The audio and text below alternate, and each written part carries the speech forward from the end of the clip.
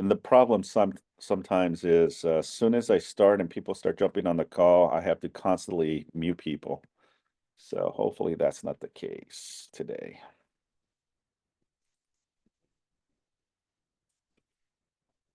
All right.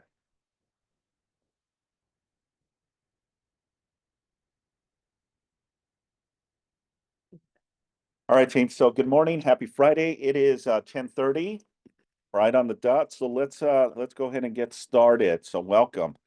Um, so today's topic, which I have every Friday, is some type of contract class. Today I wanted to dive into comparable market analysis, CMAs, better known, utilizing the MLS and utilizing Cloud CMA as a platform to get information. Now, with that is there's other ways that you can also pull information, what we call data, right? Not just from the CRMLS, but there's other platforms that you can use to concise and ultimately get as much information around the subject property. Okay. So let me admit these people in real quick. All right. Most of you are familiar with the platform, which is the CRMLS platform here.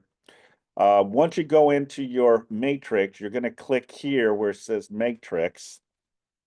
And this is going to take you right into the main page of the MLS. All right. So this is where you're going to start your CMA. Anytime that you get a call that someone is interested in selling their home, you need to be prepared for it. And how you get prepared for it is by utilizing the tools that you have. All right. So in order to determine value, right? It's an opinion, right? I can get three different agents out to give me an opinion of what I believe my home is worth, right? And guess what? All three of the real estate agents are going to give me their opinion, right? And all of them are going to be different. None of them are going to be exactly $1 million. It would be ironic and surprising if all three agents come in and say, your house is worth $1 million. And then the other agent, your house is worth $1 million. And then the last one, your house is worth $1 million. Now we can also do a range as well. Okay. We can also do a range to give determination of what that value is. Well, my opinion on range, right? There's many factors that you also have to look into as a perspective view of how you navigate an opinion of value. And that opinion of value will be based on many characters, right? The year the home was built, right? The square footage on the property, how many bedrooms, how many baths, what's the lot size, and what upgrades have you done to the property, right? And then you factor all those, right? Now, the cool thing also, guys, is that you have agents here that can also share some light and says, look, I ran some comparables on this particular property. I wanted to get your take. What do you think the value is? And get it from another agent before you actually go and meet with the seller and see if they're close in proximity to what your opinion of value is. Agents do that all the time where they come to me and says, Simon, hey, I just want to double check, triple check before I go and meet with the seller. I did my CMA. Here it is. What's your take on it? And then I'll say, yeah, look, it looks spot on. I think you're where you need to be. Now, I don't know because I haven't physically saw the property, right? We don't know what the condition of the home is. But based on what I'm seeing on factual, black and white, it shows that you need to be between this and that. But when you get there, obviously you're going to look at the home. Has there been any updates, any upgrades to the property? What has been updated on the home, right? Any windows been updated? Kitchens, floors, electrical, plumbing, landscaping? Did they add square footage that we're not aware of? Does it have any special characteristics, right? Does it have a pool? Does it have a basement? Does it have an attic? Is it a two-story, tri-level? Does it have a unique floor plan that is not normal in this neighborhood that may be a selling point, right? Does it have a maybe has a wine cellar. Maybe has a play or a game room. Maybe it has a bar that's unique, right? That will be a selling point, right? All of that you need to take into consideration when evaluating homes.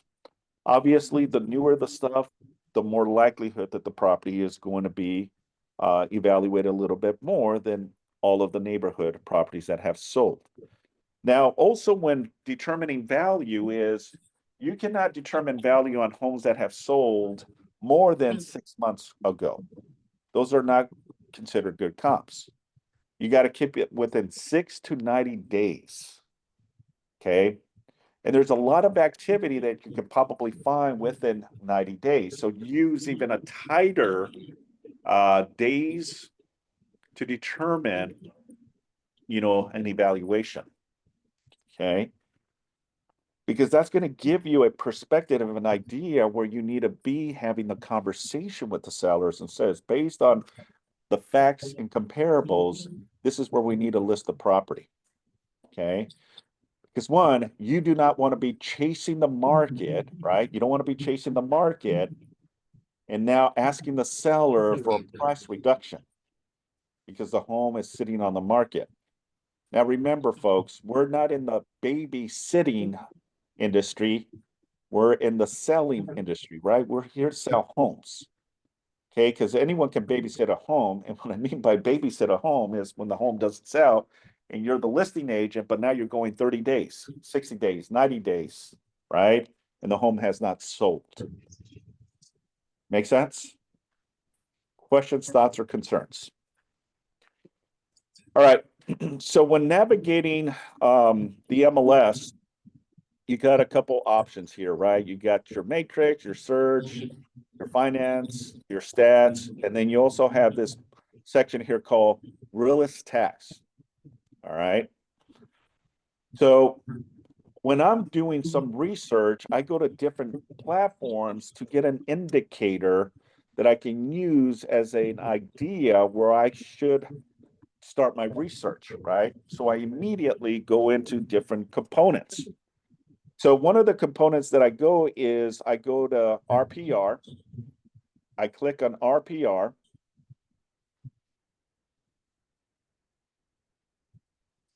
Thank you, Monica. I really appreciate that. Okay. And then it takes me to this platform here, RPR, right? Here is where I'll start my search. Okay. And I'm going to start my search by identifying a specific property. I'm going to use this property here in the city of Torrance. Okay. Let me make sure I mute everyone.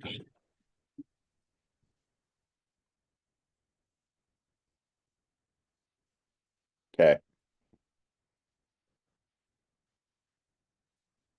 So immediately you're going to need, in order for you to do an effective CMA, you're going to need the subject property address, right? So I'm using this as an example, 22516, okay, in the city of Torrance.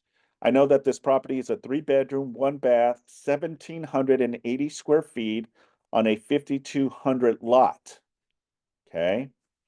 Now it gives me an estimate, right? But this is just an estimate, which was updated December 14, 2024. Okay, 1.437. Now, I'm not just going to go based on this because I also have to look at the score, right? Confidence score. Well, from a 1 to 5, it's about a 4, that it's pretty in alignment to the neighborhood based on these characteristics. So now I have a base and I have an idea where I'm going to be. Now, it's not set in stone, so I don't want you to think that this property is worth 1.4 million because we still have not seen the inside of the property. And based on the appeal, it doesn't look like they've done anything on the outside. Make sense? Right? Curb appeal is one of the main factors, right? If you look at the house on the right, it looks a little greener than the main house, right? So that's already telling me if it looks like that on the outside, most likely the inside may be a little dated as well. We don't know. This is why you need to physically look at the property. Make sense? All right, we know that the owner is George and May.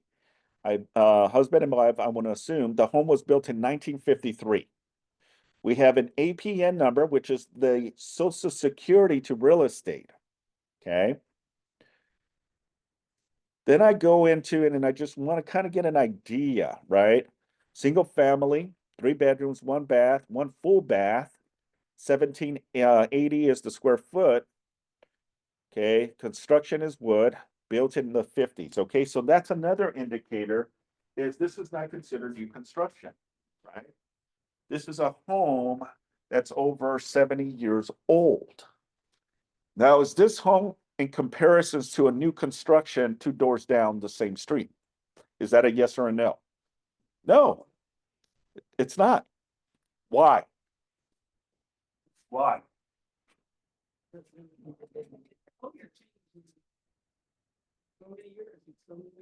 Well, wear and tear, right? We're not as strong as we were in our 20s and teens, right? Our bodies have slowed down as we get older. Well, guess what? Homes also go through the parameter as well.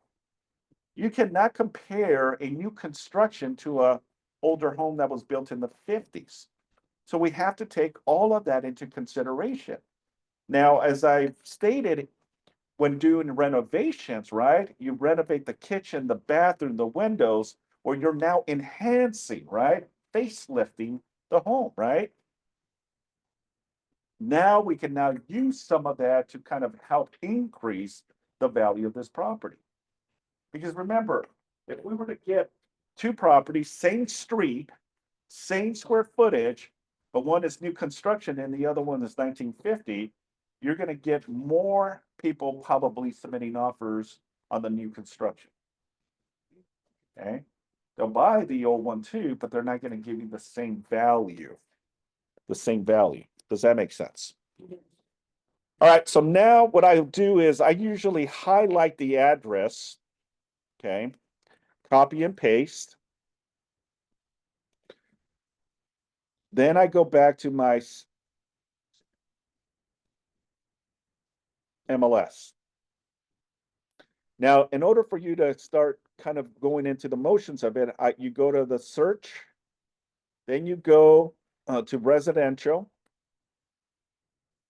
and then you scroll down where it says CMA. You click on CMA. Now it takes you to this window where it says CMA. You want to make sure it says CMA. If it does not say CMA on the upper left, then you're in the wrong section. Let me go back again. On the very top, you got your home page. You go to search, residential, CMA. Click. Okay. Now we want to start looking at what's happening in this particular neighborhood. So the first thing I'll do is on the section where it says map search, I'll copy and paste the address right here, right there. Okay. Now it says within a mile of the subject property. Okay. I'm going to go half a mile. So I'll click on here and go half a mile. Now, if you look at the matches says there's 1,775. That's too many. Well, it's because we now have to put status data in here because it's going to provide us with all of the history within half a mile of the subject property. Well, we don't need all that information. We just need to know what's the current stuff happening as we speak. Make sense? Yes. So if you look at the left section, you have certain boxes. Okay. One, I want to know what's happening in the neighborhood, what we call the trends. So is there any coming soon properties? I'm going to click. Is there any active properties? I'm going to put active. Is there anything that's under contract, anything that's pending, and anything that has sold? Sold. Now look at the difference. 19 matches. Well, I'm not going to go 6 months because I know there's a lot of activity. I'm just going to go 90 days and see what happens. Bingo. I don't need 20 different comps to give me an opinion of value. I just need 2 to 3 solid numbers that I can use. So when I'm now speaking, right? When I'm now speaking with the seller, here's the activity. This is what's happening in your neighborhood. Okay. We have how many matches? 13. 1, 3, 13 matches, right? Now, we still have to do a couple more steps because the system doesn't recognize what type of property it is. Okay. So now, what type of property is it? It's a single family residence, right? So we click on single family. And when you click on that, it still shows 13 matches, which is a good thing. So now we have a couple components, right? We have coming soon, active under contract pending, closed 90 days with an ample amount of subject property is a single family residence. Now, as I've said in the past, is apples to apples, right? We're trying to compare homes that are apples to apples. How many bedrooms is this particular home? Yeah, it's a 3 bedroom. So can we use a 4th or 5th bedroom as a good comp? Why? Why? Because it's bigger, right? It has more amenities than your home. Can I use a 2 bedroom, 1 bedroom home as part of the comps? That's a trick question. The answer is yeah. If the square footage, let's wait on the square footage. I'm only asking if your property is a 3 bedroom, 2 bath, right? And then you find a 2 bedroom, 1 bath, can that be used as part of the comps? Yeah. Yes? Yeah. Okay. How many people say yes? How many people say no? How many people say, I don't know? Okay, good. And that's perfectly fine. This is why you're here in class, guys. Let's just say it's a 2 bedroom, 1 bath, or 2 bedrooms, 2 baths. It doesn't matter. The question here is if your house is a 3-2, but there's houses there that are 2-2 or 2-1, can we use that as part of comps? Yeah. The answer is yes, you can. 3 or less, you can use as part of your comps. Yes. 3 or more, you cannot use as comps because it's bigger than your property. And that's the same mindset that an appraiser evaluates homes. They're not going to use a 4 bedroom to compare to your 3 bedroom or your 2 bedroom. Okay, because you have more amenities. Does that make sense? Okay, cool. So then let's go ahead and put 3 bedrooms and see what happens. So I'll go 3 bedrooms minus, because I want to get 3, 2, 1. And now I have six potential matches. Is 6 good? Do you want more? Do you want less? Because you're going to be all over the place if you got 20. Then you're going to confuse yourself.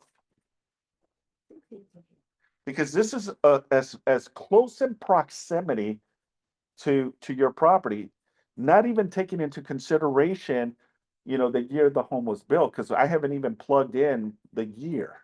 Now, I can be very specific on what I'm trying to do, but that may eliminate all of my comps because I'm too specific. And that's what I don't want, right? I want to get a broad feel for it, right? A broad feel for it, so I can make a determination when I sit with the seller. I think this is more than enough. I don't even have to put the square footage. Okay, I could if I want to, but what was the square footage on the subject property? Let's go back and see. 1780. So let's see what happens if I go 1800 minus. Okay, so now what's going to happen is it didn't change the matches, which is good. So then all of these are within 1800 or less. Okay, Remember, we cannot use comps that are 2,000 or higher, right? Because it's a bigger home. But I can use, because I'm basically, even though it's 1780 square feet, I can give it a buffer and pull comps up into 1800 and less. Okay, let's say that your square footage was 1,250 square feet. I would probably push it up to 1,500. Because remember, the point is that the appraisal will have to go and measure the house. And you know how they measure the homes? Huh? Yeah, they measure it from the outside. Yeah, that's how they measure the square footage. They go from point to point to point to point to point to point. This is your square footage. The more detailed way of doing it is internal, but that's a lot of calculations. So most most appraisals, okay, will do something like this. Let's say that the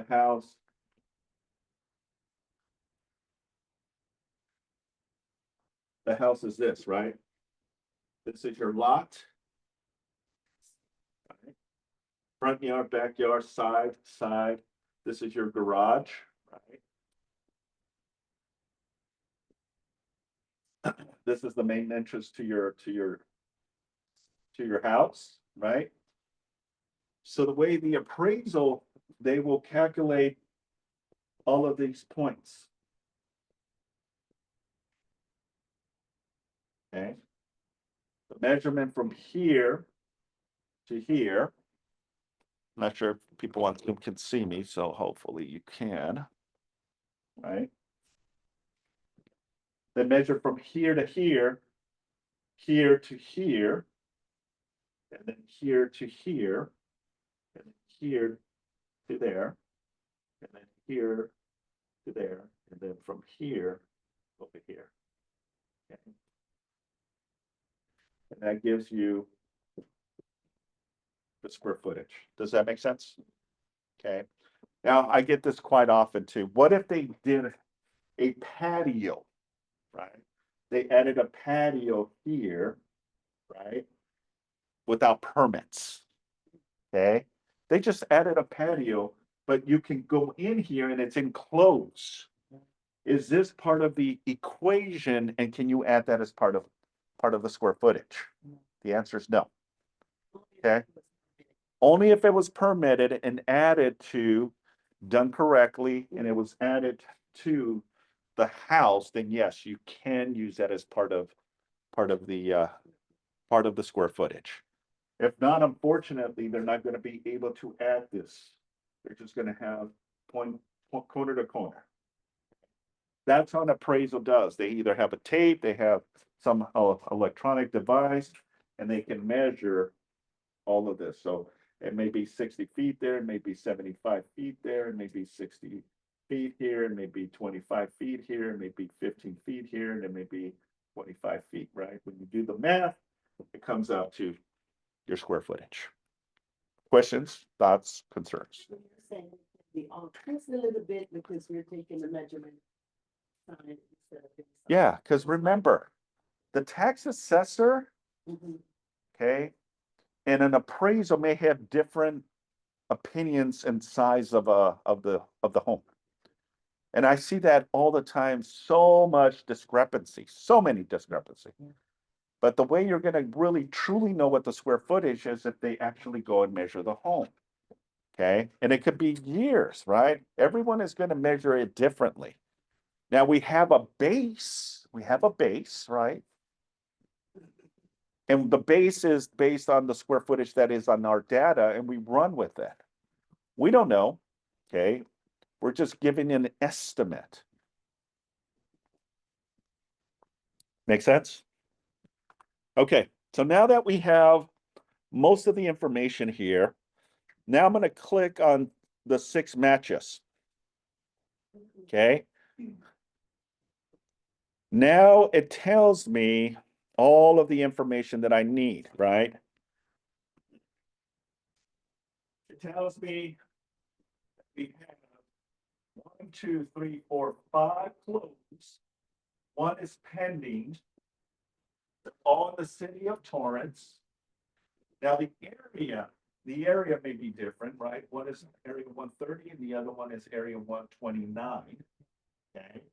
So that could be also a determining factor because different areas also may have different opinions. I could be one side of a street and then the next street, it may be a different city. And that can happen. Can you use comps from one street to the other if it's different zip code, different cities? The answer is no, you cannot. You cannot. Okay. And there are cities that connect to one another by streets. I've even seen the same street, one side of the street is a different city and the other side is a different city. Lawndale, Redondo Beach. Yeah, I know exactly. 'Cause I own in Lawndale. I own in Lawndale, so I know exactly. Artesia, Inglewood, 171st, 171, 2, 3, 4, 5, all the way into Artesia, and then one street over is Redondo Beach. And then the property value is like in the 1.3s, 1.4s. Where in Lawndale, it's in the from 800 to a million something, right? Big difference. But you cannot utilize comps that are from a different city because school districts are different. Property taxes are different, okay? So you have to stay within the parameters. So even going a half a mile, you may have to eliminate some of the area because it won't justify. All right. Well, I also look at square footage. Sorry. Also look at bedrooms. They're all 3 bedrooms. There's some ones that are 1 bedroom, 2, 2, 2, 2. But also look at the square footage. Everything is within 1100, 1080, 1536, 1155, 1120, 1175. I also look at the year it was built. They're all pretty much built in around the same area, right? 53, 53, 60, 56, 55, and 55. Our house was built what year? 1953. 1953. Okay. So based on this one here, the first one in Anza, that's over $1,025,000. Excuse me, it's pending at $1,025,000. That is the next one. What these arrows mean, folks, is that it went up in price or it went down in price. That means that this property is pending, but they did a price reduction. And the reason they did a price reduction because maybe this house on Anza is in really bad condition. And we'll check it out right now. Just get an idea, right? But the square footage, the built year, and the lot size too, we have to take into consideration. We're also looking at days on market and accumulative days on market because those are vital too as well, folks. Vital, okay? Why is days on market and accumulative days on market important as part of your evaluation? Yeah, absolutely. The reason you want to know days on market and accumulative days on market is how fast is a property selling or not selling? Because if a property is not selling, that needs to raise your eyebrows and make you think a little bit like, what's going on with this property? Is it location? Is it the condition of the home? Is there something? Maybe it's a probate home that we need to get court confirmation, and this is the reason it's taking a little longer to sell, right? So those are components that you need to also take into consideration. But also the date. When did these homes go pending? When did these homes actually sold? So we see that it sold on October 18th, November 8th, November 8th, October 22nd, November 21st, and then we have this one pending on December 12th, meaning that it's probably going to close in January. Okay. So now let's go into the map setting and get an idea where the property compared to the neighborhood. This little dot here, okay, it's the subject property. Okay, that's the subject property. Okay. The subject property is here, and we did a half-mile radius. But look at the mile radius and where it takes us, right? It takes us part of Hawthorne Boulevard, it takes us part of Sepulveda, right? And then, we're close in proximity to Palos Verdes Boulevard. But all of the subject properties are within the subject property here. We've got 1, 2, 3, 4, 5 homes that's sold and one that's pending. Okay. Are these good comps? Yeah. Absolutely. Okay. So I can tell you that this one and this one are probably within the same area, right? I have to look at. These are something that we can use to pull ideas on what comps are. Let me go back now to the results. Okay. So now I want to get an idea of what the house looks. So what I'll do is I'll go to agent full. And now I'm going to start looking at the property. So this is the one that it's pending.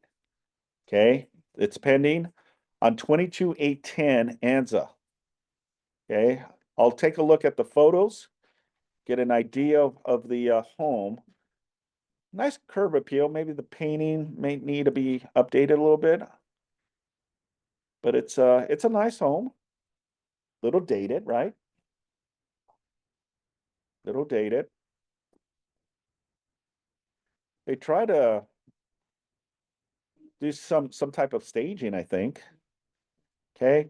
Typical kitchens in this neighborhood. Washer and dryer, bedroom. Okay. So I'm getting a feel for what the neighborhood is dictating. Okay. Dated bathroom from the 60s, maybe 70s. They have not done any updates. Ah, look at this. This is a patio. You see the home structure here? Yeah. Then you see a brick here, and you see this patio. Interesting, right? Now, we don't know if that is added to part of the square footage. I can tell you it's probably not. Okay? I can tell you it's probably not, but we'll find out right now. Okay, but see, here's a prime example. This is the outside, but they put an outside deck to add more room inside, even though this is the backyard, because this is the back door to the house. This is probably to the garage, and this would have been the backyard, but they've added this patio. Okay, here's that patio.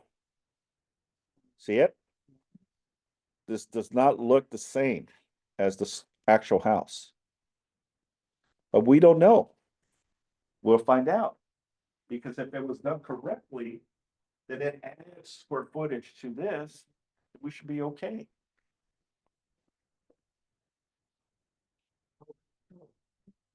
We can't. I'll tell you how.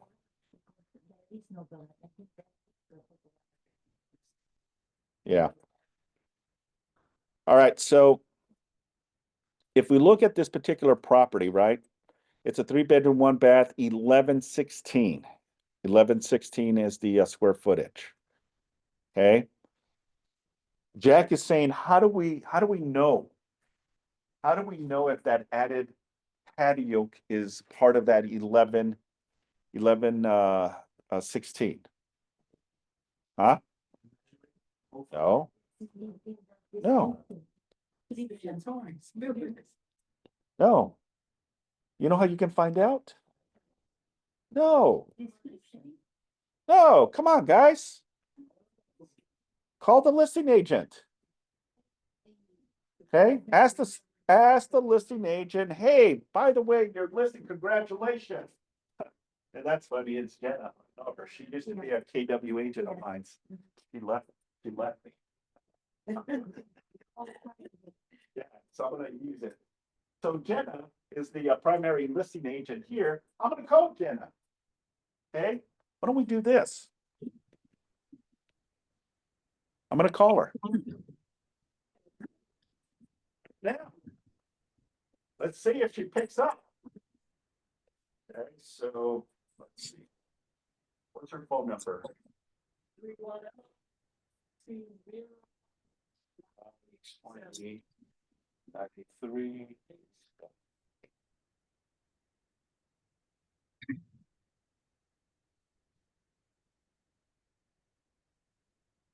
It's on my phone, by the way.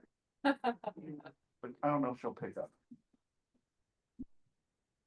Because she's probably saying, oh, it's Simon trying to recruit me back.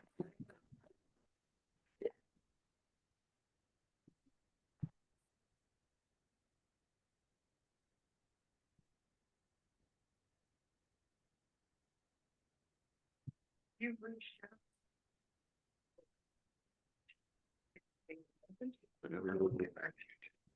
I can. Jenna, hey, good morning. It's Simon Cazares over at KW. Calling on the listing you had on 22-810 Anza. The curiosity, I think it's a 3-bed, 1-bath, or 16 square feet. Is that also the patio? Is that permitted? Is that added as part of the square footage? If you can let me know, I'm curious. Call me back 562-843-1017. Again, this is Simon over at KW. Congratulations. It looks like it's pending, but I'm curious to know if that patio is added to the square footage. Appreciate it. Thank you. Okay. What did I just do?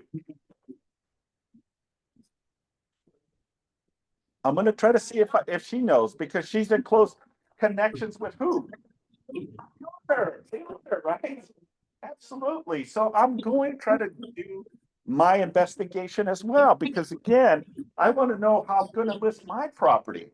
She may have some thoughts and ideas. She may know, may not know. But if I'm not asking, I will never know. So I'll pick up the phone and ask the listing agent, hey, congratulations. That's the first thing I say. Hey, congratulations that it's pending, right? But I'm curious because I saw the photos, right? There's no record that shows. Hey, Simon, Yes. this is Steve here. I'm actually in my car driving back from Vegas as we speak. So this is great time for me to be able to spend this.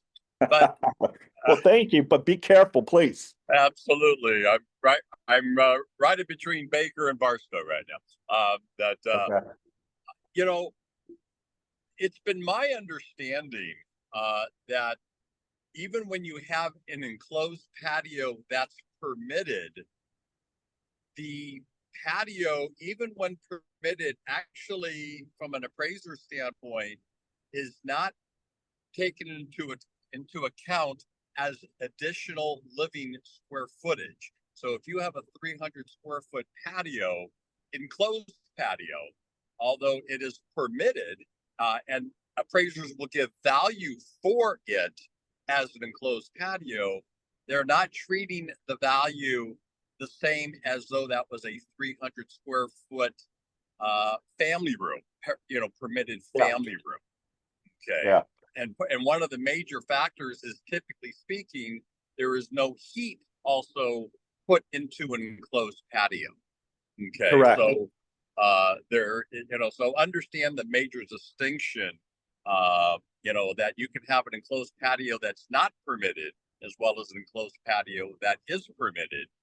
And value will only be given for the permitted enclosed patio, but you can't treat it as the same square footage as though it was a family room square footage.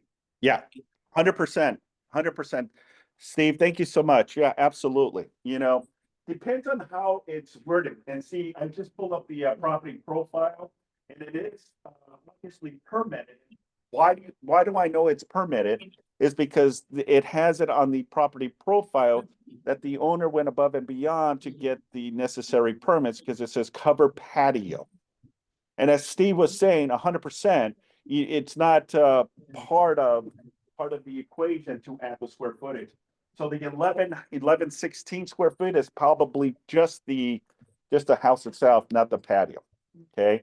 Now, as Steve was saying, what if that wasn't included, the cover patio, but there is heat and it now kind of molds to the property? the only way we're going to be able to know is, by speaking with the listing agent or the seller in general and asking, hey, was this done according to, the permits necessary to add the square footage? Because if done correctly, right, then yeah, it will increase the value of the home and we can use that as part of the square footage as well. Does that make sense? Okay, cool. All right, so let's go back again and let's look at another property. Okay, here's another one that closed. This was listed for 800,000 and sold for 850. It's a 3-bedroom, 1,080. Lot size is 5,005. Okay, what do you feel on this property?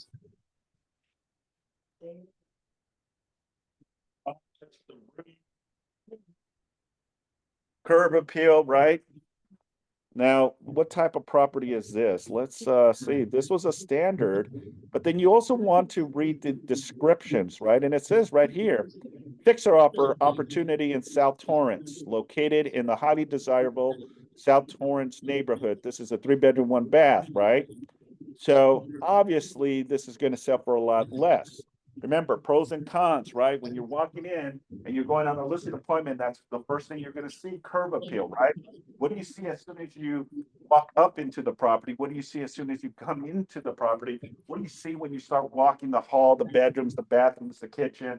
What does it look like when you go in the backyard? What does the garage look like, right? That's the key component to evaluate where you stand. Make sense? Okay. Let's continue to the next one as an example. Here's another one. This one was listed for 1.275 and it actually closed at 1,217.80 or 800, I should say. 3-bedroom, 2-bath, 1,536 square feet on a 6,053 lot.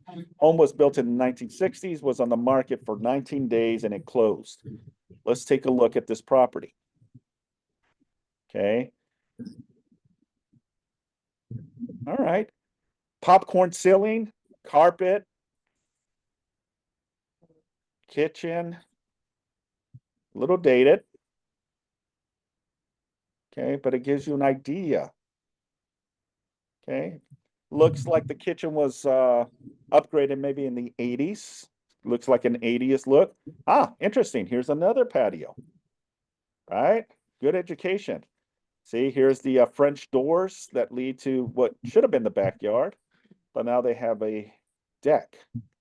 And that was pretty common in the 80s and 90s to do additional because it was more cost effective. To instead of actually adding square footage, they would just do these decks for more of entertainment. Okay.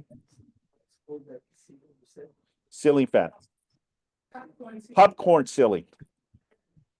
That's what I call it. Most people call it popcorn ceiling, but there's a name to it. All right, so this one is 1-2. Let's go to the next one and get an idea. Here's another property that's listed for 1,250 and ultimately sold at $1,050,000. Okay, big price reduction on this one.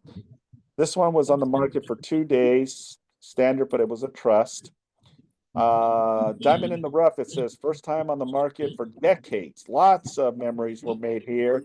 Rare opportunity for builder contractors. Okay, they're hiking up, this particular property. Now let's take a quick look on it and kind of get a gauge on it, okay? All right, garage, kitchen, popcorn ceilings. All right, not too many photos on this. All right, again, it was listed, but ultimately they went down on the price. Let's take a look at the fifth property.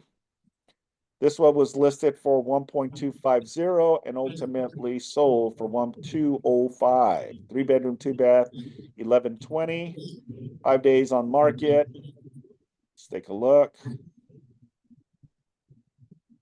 Okay, kind of similar in characteristics. This one doesn't have a popcorn ceiling, so they did a little upgrade to it. Not much. Not my type of style, but it's doable. Kitchen is from the 50s. Okay.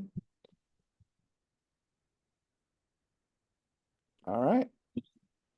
Gives me an idea, right? Let's look at the last property. And this one was listed for 1,395 and ultimately sold at 1,383. Okay. It closed in 22 days. It's a 3-bedroom, 2-bath, 1175 on a 67 lot size. Okay. Okay. So this one has a decent sized lot. Look, a little bit of a curve appeal, right? Landscaping on the front, nice wide driveway with a detached garage.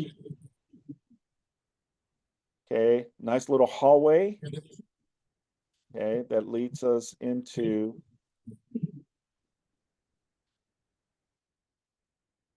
let me just mute people once again. Kind of an open concept, right? Either it's stage or this is the homeowner. I think it's staged. Nice little formal dining room. Wonder what this is here. What do you think this is right here? This right here. I'm curious. No, from back in the 50s, yeah. Yeah, I don't know. It's weird. Yeah. Back in the 30s, 40s, and 50s, the milkman would literally there was 2 doors, one on the outside, one on the inside, and there was like a little gauge. I know that because I have a property that has that. And it says, okay, I dropped 2 liters of milk, some eggs, and all that fun stuff. So, this one, is it 55? Okay. I'm curious to see what that is. Let's see if there's a photo of the outside. All right, kind of a upgraded kitchen. Floors were upgraded. Yeah, it's in a pretty decent move-in condition. Would you say? Yeah, absolutely. Kitchen, bathroom. Okay. No, here's another one. And this one's a little higher. Interesting. It's not. I would not. That would be funny if, hey, I'm here to deliver milk in the bedroom. Yeah. Milkman is here.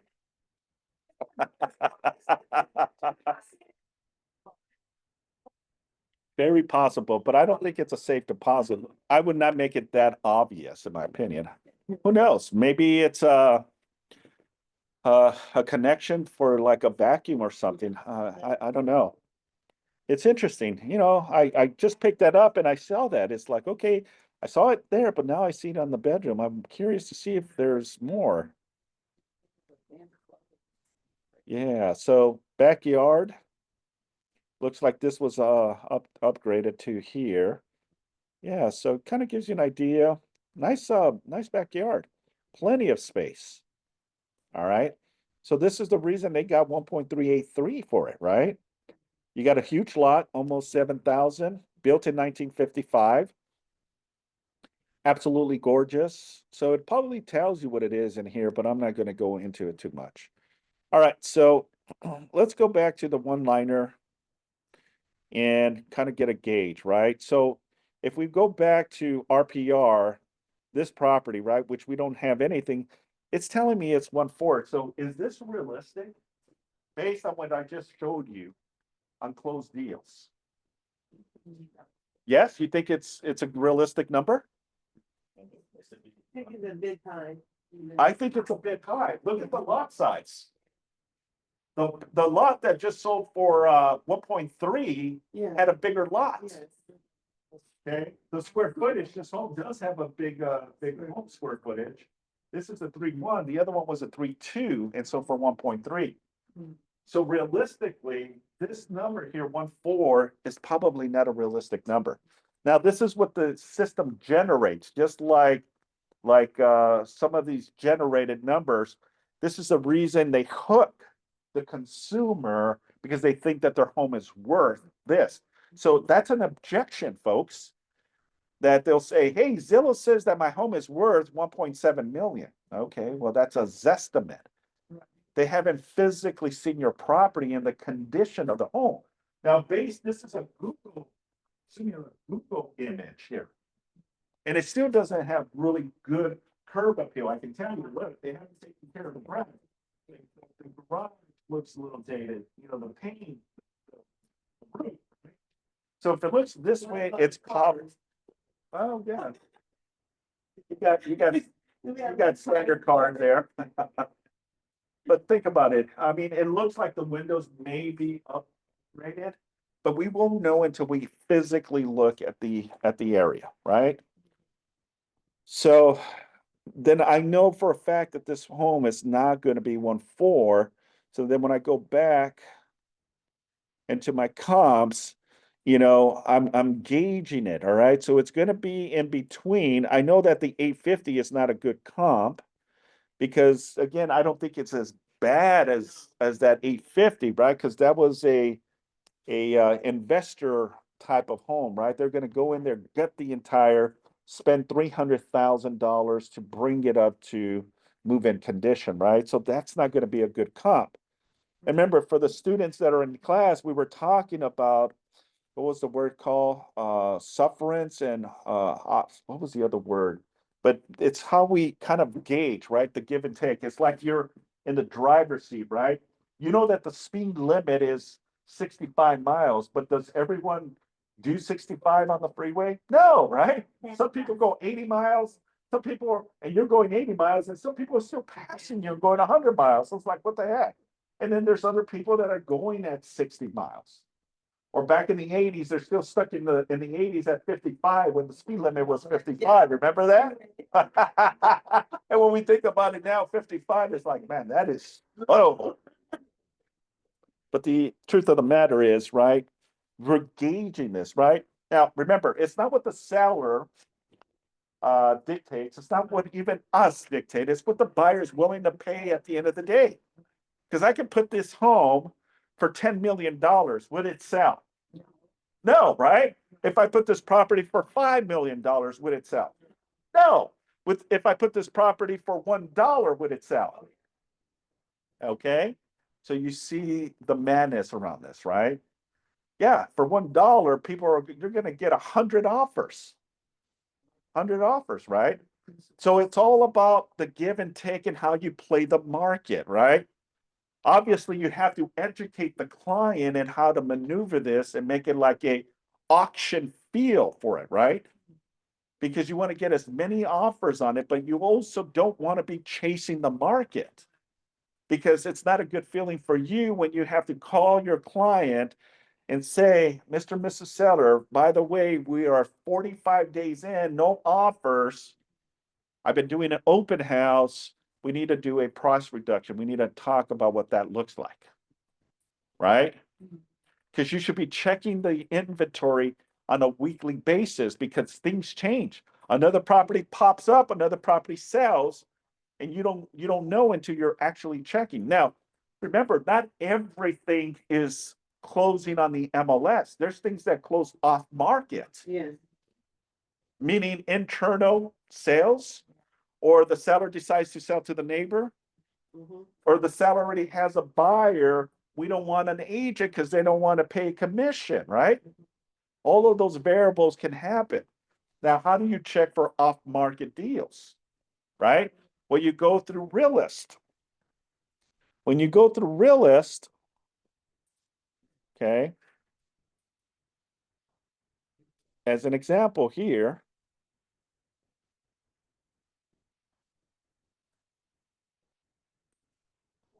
you type in the address.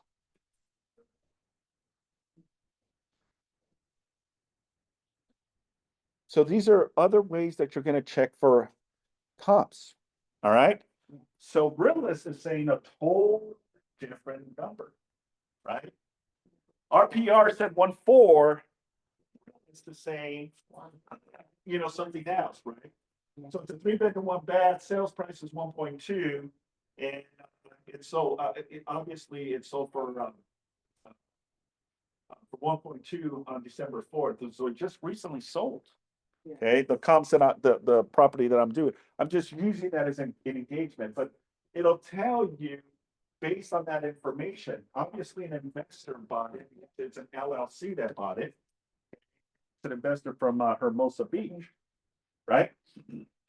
But here's a big indicator.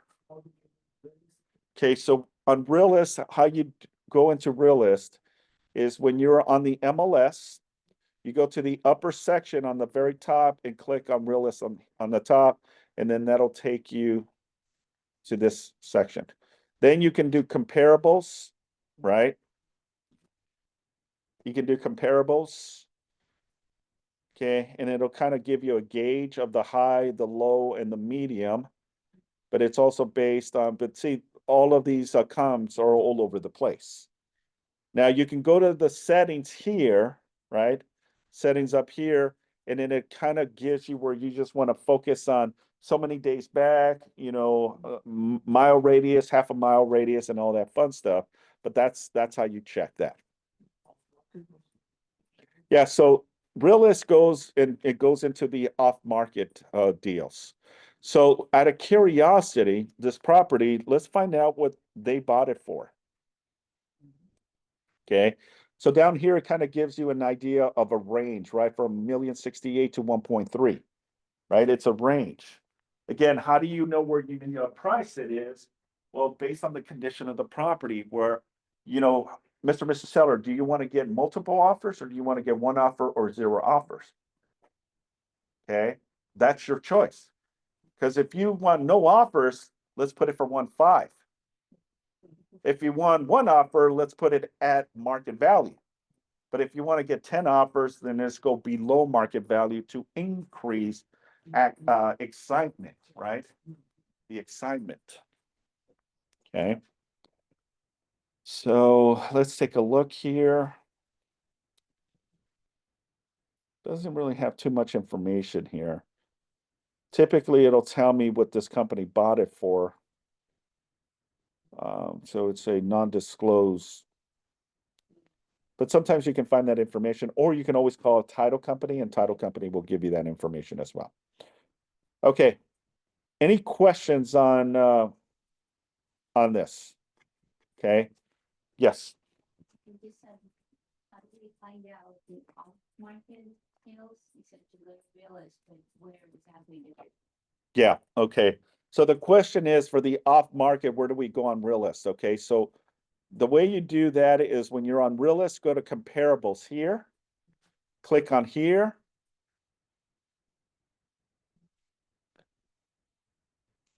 And then you'll see if any of these properties, if they have photos, most likely they're on the MLS. If it doesn't have a photo, which all of them seem to have photos, then it's probably not on the MLS. Okay, so if you see some that doesn't have photos, then it's probably an off-market deal. See, I just put the photo and it says CRMLS. So this was on the MLS. Nothing of these properties here are not were not sold off-market. But on rare occasions, off-market deals do sell where it never hits the MLS. But also remember this, okay? Even though if it's an off-market, right? Agents, what they do at the very end is if I have an off-market, I have a deal with you, right? You don't want to put it on the MLS, but I find another buyer, right? And I'm going to use you as an example. And she's interested in buying the property. I have an off-market deal. Are you interested in looking at the home? Yeah, absolutely. So I take her, I show her the home. She loves the home. She wants to make an offer. Never on the MLS, but I make the deal work. Seller's good, the buyer's good. We make the deal work. We open escrow, close escrow. Most agents, with the permission of the seller, is it okay for me to put it on the MLS for comp purposes only? After we close, we're only going to put one photo. We're not going to put any other photos, but that way other agents can use that as comps because it helps the neighborhood also to see something selling. Because not all agents, right? Not all agents will go in there and whatchamacallit, and do Realist or check Realist. Does that make sense?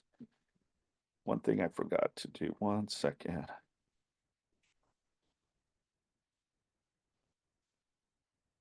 Okay. Questions, thoughts, or concerns? Where were the settings? The screen.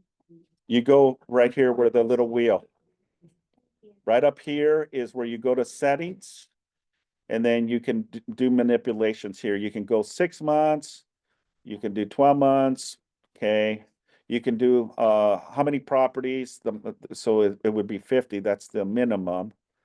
Then you can do the reports. So all of the manipulations can be done through the settings here. Okay. If you want to be more concise, I only want, 50 or less, and it'll populate based on the mile radius. Okay. Any questions on this part? Okay. So now how do we estimate the value, right? Again, we don't know until we actually physically go look at the home. Then I'll kind of gauge it based on the highest price point to the lowest price point. Well, 850 is the lowest and the highest is 1.3. So I have to be in the middle from here, right? And then that's how we kind of gauge where we need to put. Now, based on my personal opinion, again, I'm just going to say if the house is not in the best shape, I would probably, want to put it in between 1.75 to 1.225, because that's kind of in the range where I would put this particular property. And again, without even looking at it, that's where I would, tell the seller to list with me. No, well, this particular property did sell, as an example. What did it sell for? 1.2, I think. 1.2. So I would probably put it, like I said, of 1,075,000. Okay, because I want to be below value where I get 1.2 or a little bit more. Obviously, the seller was fine getting it at 1.2. Make sense? All right, last thing that I want to show you, which is one of the cool things, is part of your package deal is called CMA. Let me go back 1 second.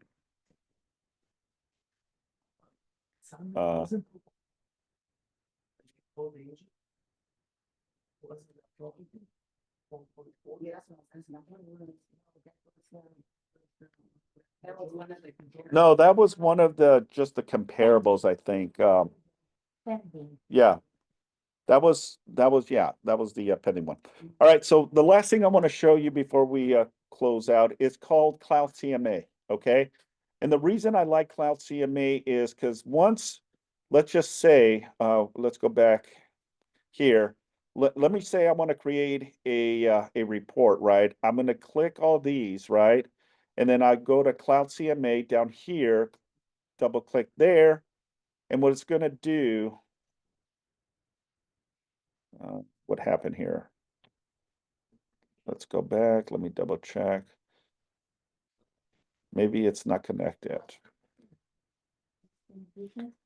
Your browser is tempted to use old expired, so I don't know what transpired. But anyways, let's just say you pick the list of properties. You go to Cloud CMA.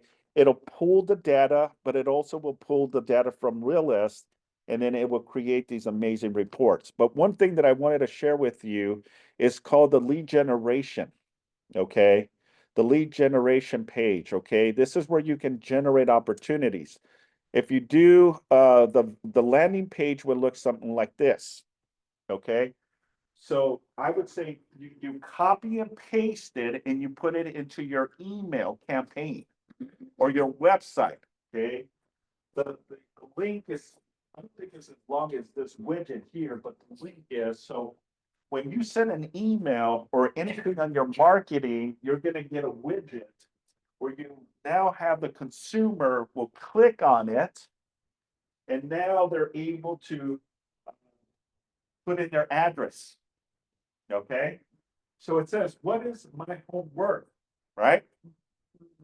So let me show you by putting in that address, it populates. Okay, I click on it. The seller is going to put their information and then email me the report. Okay. The system now is saying your report is on its way. You should receive a link to your report in a few minutes. If you have any questions, please call this number, this email, and thank you for stopping by. Okay? The cool thing is you're gonna get that that email, but you never created the CMA. The system generates it for you and immediately will send the consumer that report. Okay? Yeah. I'll show you in a little bit. Let me see if I can pull it up on my phone here if it pops up.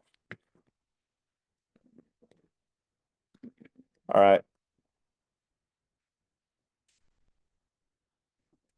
So when you go back to your CMA, and let me go on my phone so you can see what populates. Now let's see if the system allows me. Let me stop sharing. Let me share it again.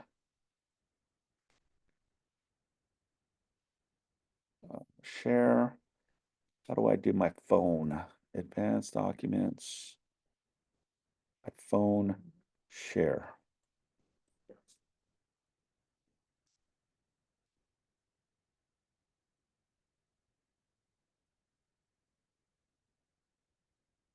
Okay. So I just got an email. Okay. The first one here, it says, Simon, you have a lead. So I click on this and it'll say, hey, Simon, you have a new lead. And then it's the information of the consumer. Simon Cazares, and this is the property address. They received the following quick CMA. Okay. And now it kind of provides them this information.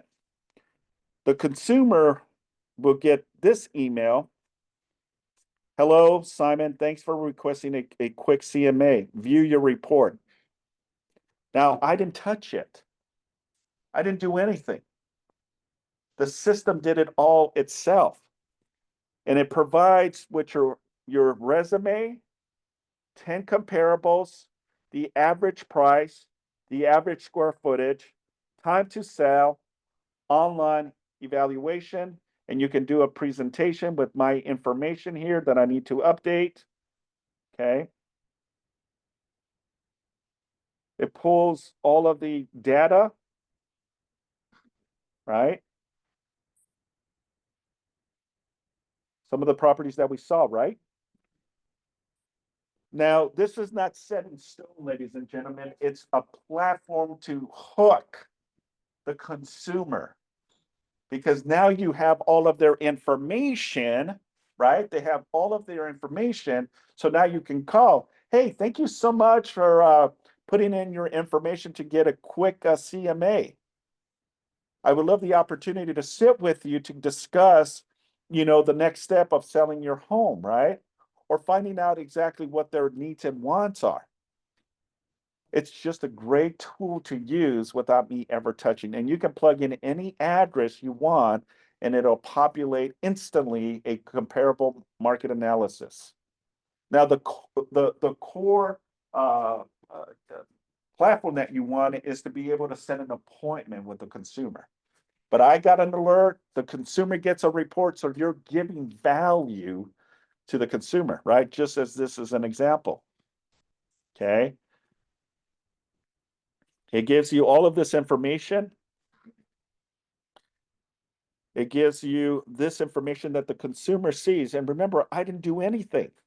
I just plugged in the address and it generated this information for my consumer. And this CMA, you can also do the same thing and manipulate it too, where you want to be more concise. Because as I said we were talking about Lawndale and Redondo, one street over can change the value of price. Make sense? Thoughts, questions, or concerns? Where do you get This information? Okay, so I will show you where you get this information. So let me go ahead and stop sharing again. Go back here and share screen. Let's see. Okay, So the way you do it is when you go to the CMLS, right? Go to home, technology. Okay, you gotta love it, right? So let's go back here. So it's on the CMA. So yeah, under where it says Cloud CMA, you click on it, and then that'll take you to this platform here. Okay, and this is where you can actually view the landing page. You can copy the landing page, right, as an example, and then you can create. Let's just say one that you want to do. So let's say I want to do, and then paste. Okay, so this is what you're going to have here, right? So this, you want to put it into your email. So when a consumer is now responding back to back and forth with you, this is the link that they can now click on it. The landing page shows, they put in their address, and the system does all of the information for you. Does that make sense? Okay. Yeah, it's under my name here. Yeah. You can also do boost landing pages as well. You can share it through all of these platforms. Okay. And it's part of your free member. Okay. And again, just to give you an example, this is what the landing page looks like.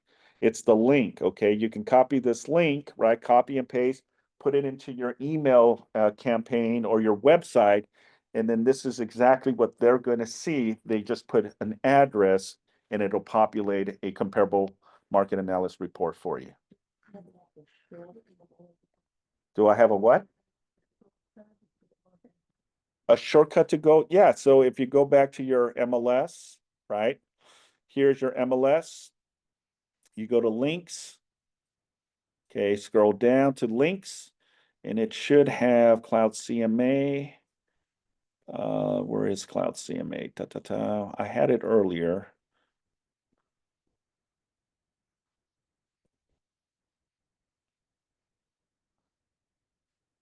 Here. Okay, so again, you go to links, scroll down. Did I pass it? Yeah, I'm sorry. Go here, and this is going to take you to this. This is your heartbeat. This is exactly where you get to do all kinds of fun stuff. Create CMAs, buyer tours, properties. You can do flyers, home beat, okay, and it gives you where all of the reports. Remember, I just did this report, right? That the system did for me, but it already populated and put it into my system. I can see the PDF on this, okay? I can email this to the consumer, okay? This is, and I didn't do the work. Just a fast, dirty, quick CMA. The goal is to hook the seller so that way you can get the appointment. Okay? Questions regarding how to get here. And then again, just as anything, you can do customized stuff. Just go to your little window up here on the upper section. Click on it. You can do custom pages, lead generation, learning resources. So I would encourage all of you that have this information and the future agents in this room also, you'll have access as part of your membership. Okay? Any final thoughts, questions before we close out? Yes. One of the first things was agent's resume. Where do you set that up? Also, when you do the settings, you can go in there to your bio, copy and place, or you can type in your bio of what you want to include as part of it. Yeah. All right, team. Well, that concludes. Thank you so much for staying a little longer than we anticipated. Have a wonderful, wonderful weekend. And next week is obviously Christmas. Have a fantastic Christmas and a New Year's, and we will see you on our next contract class. Thanks, everyone. Thank you, Simon. Merry Thank you, Christmas. Simon. Merry Christmas. Thank you. Thank you.